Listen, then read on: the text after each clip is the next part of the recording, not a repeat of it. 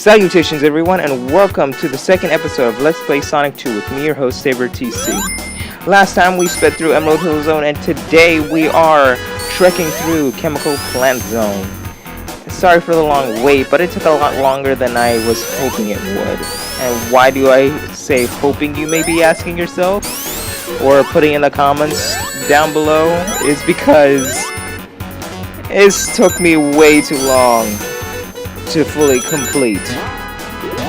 And what I mean by complete is just get through it. I'm not going for the Chaos Emeralds yet, like I said in the last video.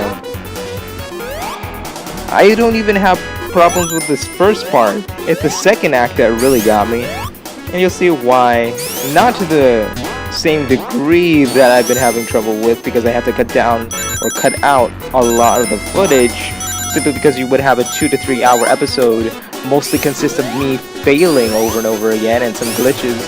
But nobody wants to see me fail now, do they? And if you do, you sick pup, leave it in the comments below and I'll try to edit a video for that. I think it'd be pretty funny, to be honest. I still have the footage, and it's a lot of footage, obviously, because I think it's taking up a lot of memory, simply because the video was fine when I was looking at it in the camera roll, but when I put it in iMovie, for some reason it seems to have a bit of slowdown. I'm sorry for that, but look, we already got past Act 1, and now we're going to go to the dreaded Act 2. Oh, there's parts, and look, I got an extra life, I'll need it. You'll see here that I have a different number of lives, most likely. And the reason for that is I had to try this multiple times. I mean multiple. I've been trying for 5 months to beat this, even before I started this Let's Play. And well, as you can see, I beat it. As you can tell, probably, I beat this a couple hours ago, or a few hours ago, this morning, and I'm recording the audio for it now. I actually had a lot of fun once I was able to beat the level. I actually like things that are pretty challenging, but as you can see, I'm just screwing around here. I've been trying to I'm trying to collect as many rings as I can, because I'm gonna need the extra lives that I can find. So yeah, and I found out there's a lot of shortcuts, like that one you just saw me take. If you hold down on the control pad, you can when you're in those pipes, you can get to a higher area, and if you have enough momentum, you can get to a higher platform over there that can get you past all this stuff, because this part is mostly platforming. And the reason why I'm standing here is because I was like scratching my head and getting ready because my hands were cramping. Good, I got an extra life. Well, anyway, yeah, this part you have to platform over the water because there are spike traps down there in a bottomless pit.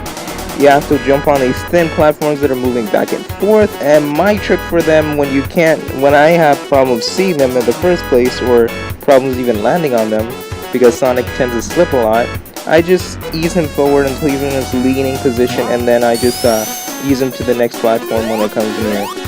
And look here, if you're fast enough, this is the dreaded part, but if you're fast enough, you can get past this elevator without having to touch the water at all. But what I found, the secret to this part is, to be good at Sonic, you must go slow.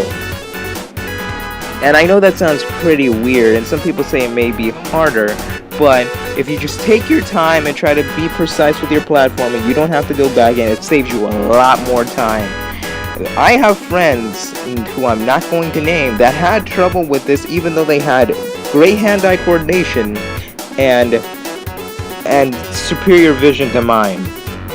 And that's not saying much, but they have perfect vision, okay? So I didn't feel too bad dying on that part a lot. The boss is what I felt was embarrassing for me, which we're going to get to in a second. The reason why I'm waiting here is because I don't want to fall in that water again. Even though I can get past the elevator, doing it over and over again kinda brings out the anxiety in me, so, and then that's when I started to screw up. But still, even though I'm saying that I do not like this levels, or I seem like I'm not liking this level, I did enjoy it. To to be honest, I like water levels a lot more than other levels, simply because I can be more precise with things. See, you can do something here where you're just bouncing on him repeatedly.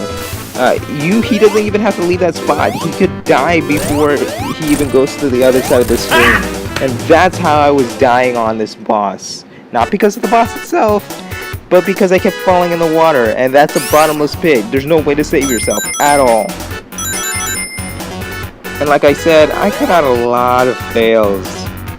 Even before sometimes I would die even before the boss shows up, but the only platform that is not moving or dropping is the one right there. And I killed the boss, and I did not fall in the water. I was happy, but I thought a signpost would fall from the sky, like in Sonic Mania or Sonic 3 and Knuckles, but then I realized, oh, I actually have to get to the capsule, so that's when I realized, hey, let's spin dash.